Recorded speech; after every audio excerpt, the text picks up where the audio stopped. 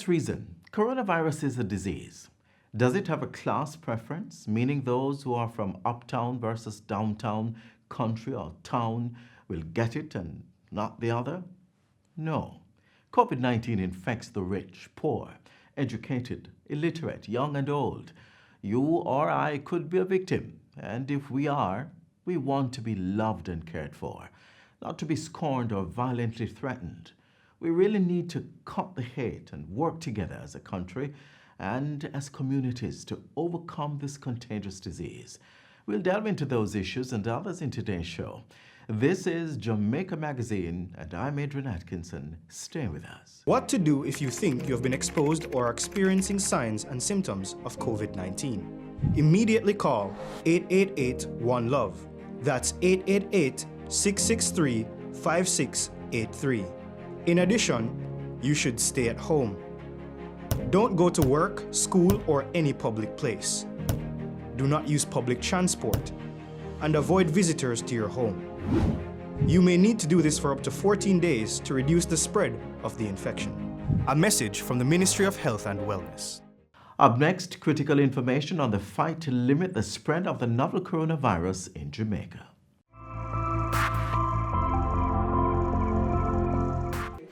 The number of confirmed COVID-19 cases has risen to 364, so from 348 to 364, which means 16 additional cases in the last 24 hours.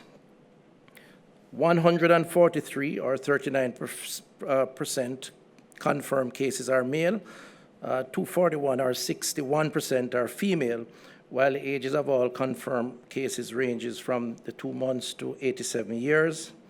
Included in the 16 cases are 7 males and 9 females, having ages ranging from 3 years to 77 years. 7 of the 16 cases are associated with the workplace cluster, and 1 case is a contact case of a confirmed case, and the other 8 cases are under investigation. In terms of case classifications, there are now 34 imported cases, 8 that are local transmission with no epidemiological link, 94 contacts of a confirmed case, 46 that are under investigation, and 182 cases are connected to the particular workplace cluster. Indeed, in addition to the 182 that's linked to the workplace cluster, 37 additional cases are contacts of that workplace cluster, which brings, therefore, the workplace cluster plus the contacts to 219, which is the majority, of course, of the number of cases that we have. We are still doing a lot of work in the parish of St. Catherine, and the Prime Minister will speak more to that. But in particular, we have another 50 or so employees of that particular workplace cluster to contact and to manage their particular case, and approximately 250 contacts of that 50. So approximately 300 or so persons that we're still working on in an attempt to contain and control the potential for further spread, not just in that parish, but beyond. We continue to advise all employees to remain at home until they are contacted by the St. Catherine Health Department. Even if the 14-day period quarantine has expired, employees are also reminded that the absence of symptom does not mean, very importantly, does not mean that one does not have COVID-19. Indeed, because of the age profile of that population, a younger population from that particular institution, they are primarily asymptomatic. Simply put, they have no particular symptoms, not a cold, not a fever, not a cough, but they have the virus. And this is not unusual, particularly in younger generation. And at the same time, there is still a possibility of spread.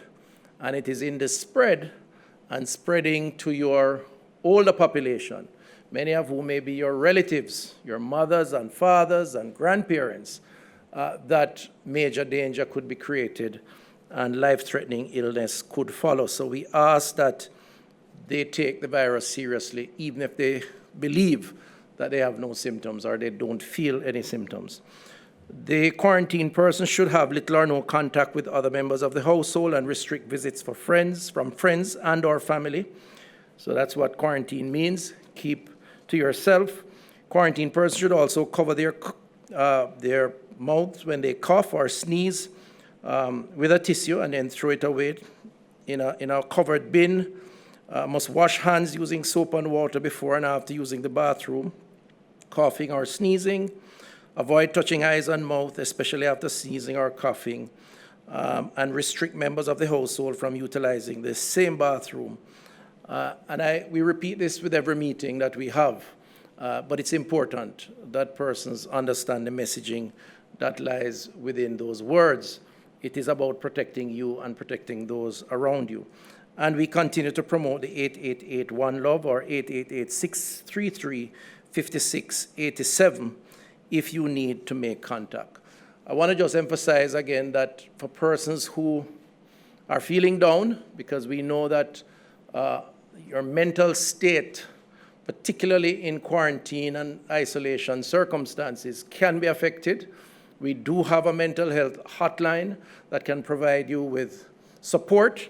And I want to just indicate that number is 888-NEW-LIFE or 888-639-5433. The Cabinet has decided on the advice of the Ministry of Health that the curfew, the 24-hour curfew for St. Catherine, be extended for a further 3 days, commencing at 6 a.m. on Tuesday, April the 28th, and ending at 6 a.m. on Friday, May 1, 2020. The new protocols provide for all Jamaicans who wish to return home to do so, but it provides for this to be done on a gradual and phased basis within the confines of the capacity of our healthcare system to provide quarantine and isolation facilities for each person. It also requires that we consider the number of healthcare professionals which it takes to monitor the quarantine and isolation facilities. Another reality which operates as a constraint is the fact that within the demands of treatment, the risk of further spread of the virus, Jamaica unfortunately does not have the resources to charter flights or to pay for the return of our nationals. Persons will therefore be responsible for making their own arrangements for travel, taking into consideration the limited availability of flights. We know that many of our citizens, however, at whom these protocols are targeted, so not the general overseas community who always wants to come home, but our citizens who traveled before travel restrictions were implemented globally and who now wish to return. We recognize that they mostly have return tickets for flights which would have been canceled. And accordingly, we have started informing the airlines of our new protocols for controlled re-entry and advising them that nationals who still hold tickets for their airlines will now be seeking to rebook once they have received the travel authorization through our new online portal. So let me tell you a bit more specifically about the portal.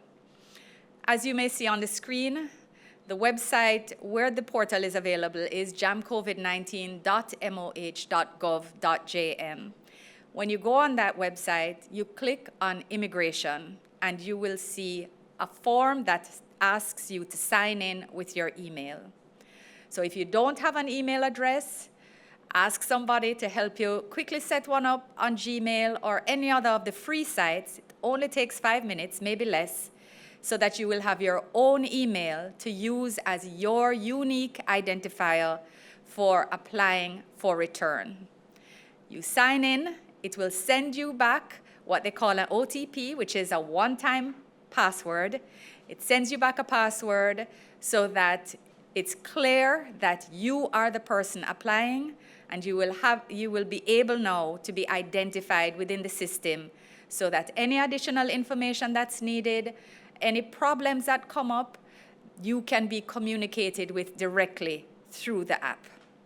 So when you have signed in, you'll be asked information. Once you've gotten your email address and your one-time password, you then sign in with that email address, and you'll be required to fill in some personal information, just like you would when you're traveling. So for airline information and immigration information, you give your name, your phone number, your email address, your passport number, of course, the date you left Jamaica on, and the reason for travel. But it will also give you the opportunity to set out some information that you think might be critical for the government to know in considering your application. And when I say government, I actually mean PICA, our immigration authority, which considers these matters now manually, generally. As this return facilitation is taking place in the context of the highly infectious COVID-19 disease, you will be asked some health questions. You'll be asked about any symptoms that you have. It will ask you to declare that you have no symptoms, if you have none, because it will provide you with a list. It will ask you about any underlying any critical health conditions that you might have. Information which will be considered by the public health officials. So it's not going anywhere else, it goes to your public health officials. For the screening that will take place also by PICA, who will verify the information you have submitted. So it will check that your passport is in fact issued by Jamaica in your name with the number and the information that you have given. Because of course this is a high security issue. It is the matter of travel and immigration during an infectious disease. When you have submitted your information, you will either get within 3 days conditional approval, or you will be asked for to answer additional questions by either Health or PICA. Ministry of Foreign Affairs has been in touch with many Jamaicans who are experiencing hardship. Those persons will be given specific consideration in this process. If you have been identified as a high priority travel recommendation, if you are someone who we have been in touch with and already providing assistance, so we know that your needs are verified, urgent, and critical, then you will be flagged for priority in consideration once the other matters, that is your health sign-in, your travel document verification, have been approved by the relevant authorities. Persons coming in and using this application process will have to agree. You will have to agree to mandatory state quarantine. At this time, it's not an option to decide later that you think you want to go home. 14 days quarantine, you will have to agree to that before you come in.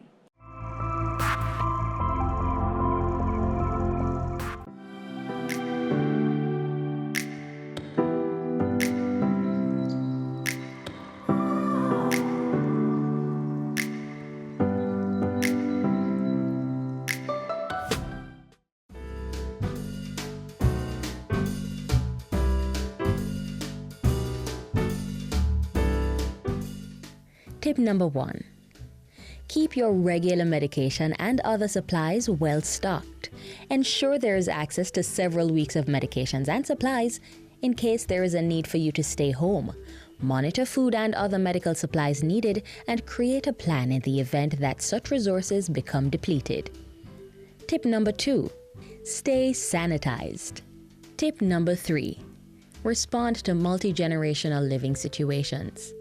Many older adults live in homes where other members, such as children, may have frequent colds. Therefore, do not share personal items like food, water bottles, and utensils. If possible, Choose a room in your home that can be used to separate sick household members from those who are healthy. Tip number 4. Develop intentional caregiver plans. Older adults may be caregivers or may receive care themselves. Caregivers and care recipients should discuss their preparation plans, including how to stay in touch via phone or email. Determine who can provide you with care if your caregiver gets sick. And tip number 5, keep abreast of essential up-to-date information. That means you should find and regularly check a trusted information source.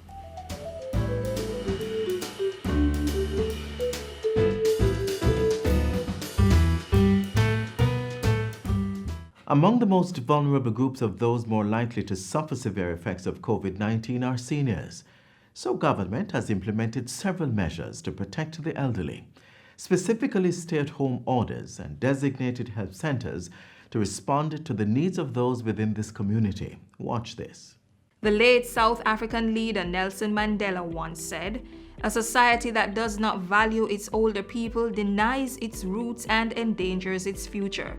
Let us strive to enhance their capacity to support themselves for as long as possible, and when they cannot do so anymore, to care for them." It's a message with renewed significance in this COVID-19 fight. Adults 60 years and older are listed among the most vulnerable to be impacted severely by the novel coronavirus. Protecting them requires deliberate action. The Jamaican government, through the Ministry of Local Government and Community Development, has taken lead on this by providing access to medical care, food, and sanitation supplies.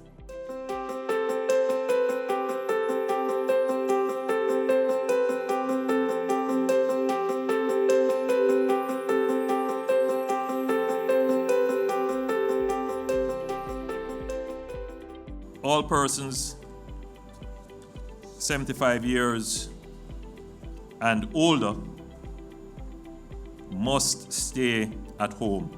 The established studies that have been done around it suggest that the susceptible group, the group that is most affected in a critical way, are our seniors, 65 years and above.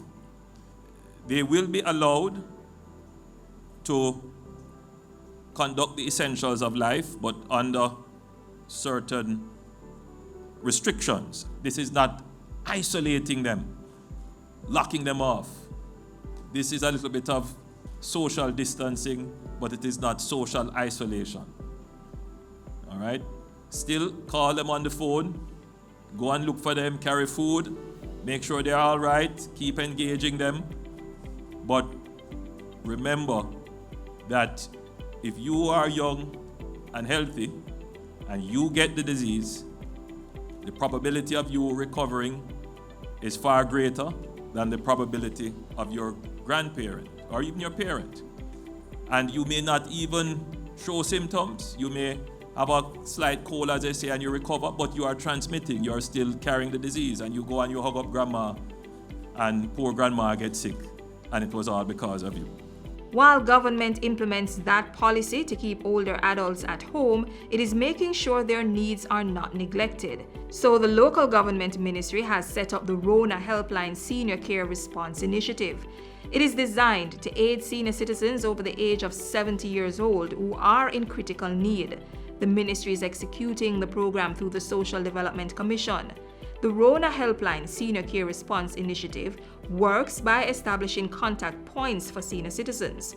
Seniors may call in to the contact points requesting assistance to complete critical services they may need while being indoors. Concierge services being done on behalf of the seniors include filling prescriptions, grocery shopping, and transportation to health facilities for urgent care. The transportation and logistics costs for the critical supplies are free to the seniors. They pay for the cost of the groceries or medications, but not to have it delivered to their doorsteps. There are 16 contact point offices island-wide. The main one is headquartered at the local government ministry, while the other 15 locations are SDC parish offices. These contact points manage and coordinate the island-wide response to the elderly population. Seniors may call in to the contact points with their specific needs from 8 a.m. to 3 p.m. Mondays to Fridays. Officers and volunteers will screen calls to ensure the validity of the requests. The SDC's officers will then mobilize to fulfill the urgent needs of the seniors. In addition, if necessary and based on the assistance required, reliable individuals are dispatched to the home of the elderly person to provide the specific support requested. Beating COVID-19 by providing a senior care response is a priority for the Jamaican government. If you are a senior citizen and you are in need of such assistance, call the Rona helpline at 876-618-8218, 876-879-8948, or 876-879-8950. You may also call the SDC's parish office in your area.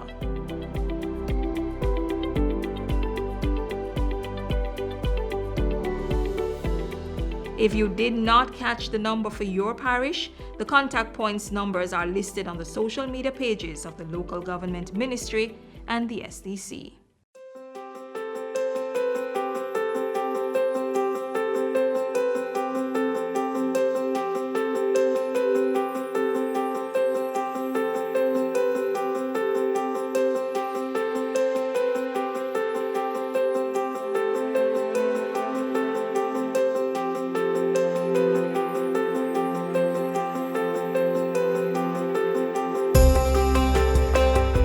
The truth is, the sudden upheaval in daily routine has caused some to turn to substance abuse. There are others who were battling with alcohol or drug abuse prior to COVID-19 and are now finding it hard to cope.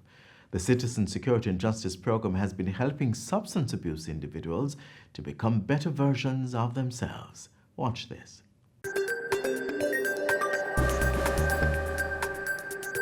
It's a good program so far, because it helps out us a lot. Because every day we sit on the corner, now do nothing, isn't it? And CSJP come in now and give you a chance to do skills and get a certificate and then things there, isn't it? They help you out with smoking, counseling and then things there, isn't it?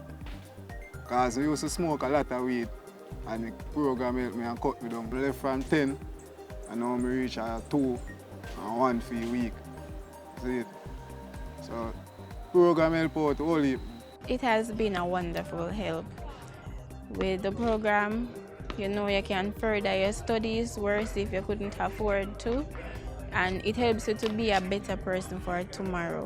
The Citizen Security and Justice Program CSJP-3, through its Psychological Services Unit, CSJP provides persons ages 17 to 30 the benefit of a specialized substance misuse treatment program offered in partnership with the National Council on Drug Abuse and CDA.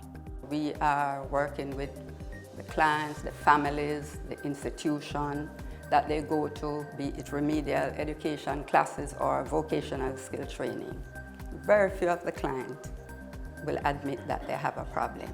We refer them to our social worker who will do a detailed analysis on the client using the drug assessment screener. And then, based on the results of that, he will do referral now to the NCDA for treatment. Individuals, community groups, or institutions within communities where CSJP operates can also refer youths who live in these communities. The Specialized Substance Misuse Treatment Program helps youngsters who participate understand the effects drug misuse have on their health and their productivity at work or school. The persons that we interact with are mainly misusing marijuana and alcohol. And as we know, marijuana, it's described as a psychoactive drug. So it mainly affects your brain, your mind, and how your brain develops. So how it will affect these clients is that it impairs their memory, it affects how they make decisions, solve problems, where it's hard for you to remember things. You're in class, it's hard for you to focus on a particular topic. And at work now, it also affects your motor coordination and balance. In terms of alcohol use now, it basically lowers your inhibitions. So you're not really thinking about how your actions may affect something. So you're basically not going to work as focused.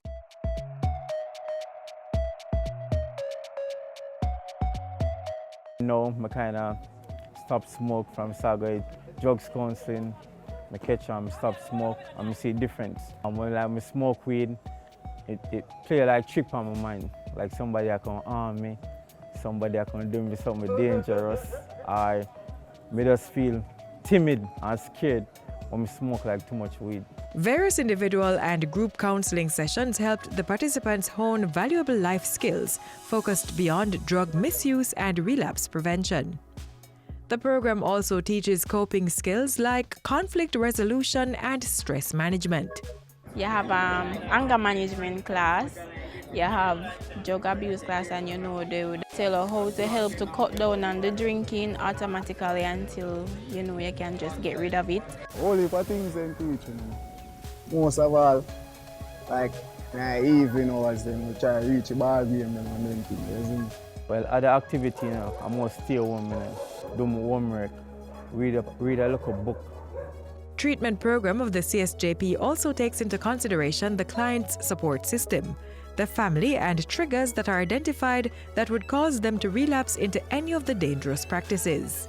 Appropriate strategies are then explored with the client to deal with and manage these, whether they be environmental, social, or emotional triggers such as stressful situations and conflict.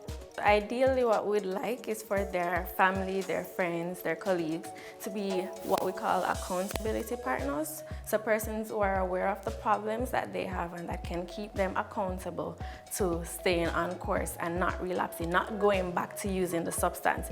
So persons who will check in on their progress, ensure that they're not smoking, be encouragers for them. But what we don't want them to be doing is to also be using the substance, because then they'll be influencing them to use also.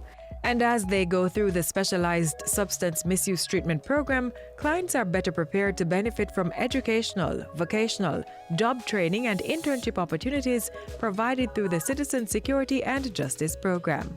Would I like to be one of these well professionally? My friend will encourage me all through them, say it is a good thing and love is what me I do. Youth who participate in the program also develop a greater sense of self and well-being as they reduce or stop using drugs and begin to feel more confident in themselves to do well, achieving certain goals through their own talents and abilities. Because I remember they're back in school now, enough things when they drop off from the all-age school, I catch on. Now I like do a city and guilds. Never know I could have come up to the exam there. Family members of beneficiaries recognize the changes in their loved ones and are encouraged to see the improvements in their siblings or relative. I feel good to know that he is not walking up and down like our youth who like go up and down. And kind of more keep steady and more to talk about the school. When we finish with the client's supposed to have education, the client's supposed to have experience. The client will have skills, the client will know how to make better decisions. The Citizen Security and Justice Program CSJP, a multifaceted crime and violence prevention initiative of the Ministry of National Security, transforming lives through social intervention.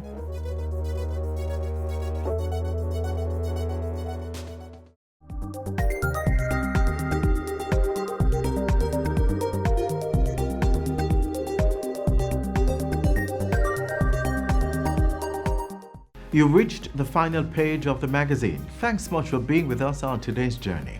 Another magazine unfolds tomorrow, so come back same time on this same station. Until then, click on our social media pages for more informative features. I'm Adrian Atkinson, encouraging you to stay home, flatten the curve, and don't discriminate.